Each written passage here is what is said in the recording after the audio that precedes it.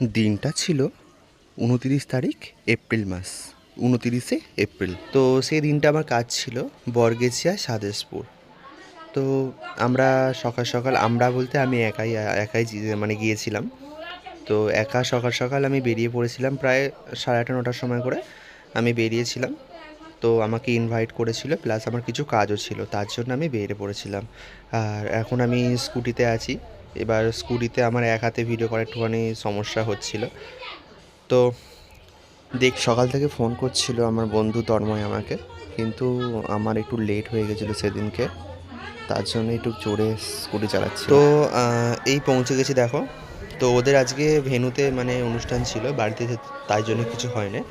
আর এই যে আমার বন্ধু, যার দিদির বিয়ে সেই এখন রেডি হয় না। কখন রেডি হবি ভাই? কে কে দেখি। তো রেডি হয়ে মোটামুটি আমি আরও 2-1টা ছবি তুললাম। রোদ্দুরের জন্য দেখতে ভালো লাগছে না, চোখ মুখ সব কুঁচকে গিয়েছিলো। তো মোটামুটি ও রেডি হয়ে গেছে এখানে।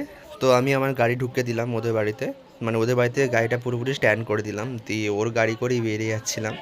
আর তখন তার আগের দিন বৃষ্টি হয়েছিল, ওই জন্য মাঠে কাদা ছিল, তার জন্য একটুখানি প্রবলেম হচ্ছিল, মানে ওর গাড়ি চালাতে প্রবলেম হচ্ছিল একটুখানি। আমরা মোটামুটি রেডি হয়ে বেরিয়ে গেলাম ভেন্যুর উদ্দেশ্যে।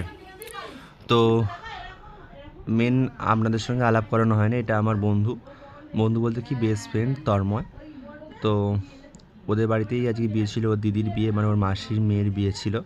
তো আর একটা কথা বলে রাখি এর ফাঁকে, তো আমি সব লোকেশানে ভিজিট করে কাজ করি।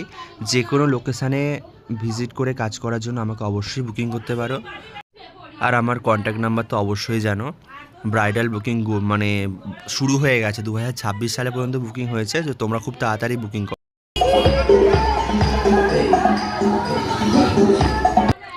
তো আমরা এসে দেখলাম এখনও পর্যন্ত মানে কাজ চলছে, এখনও পর্যন্ত মানে ভেন্যুর ফুল সাজানো হয়নি।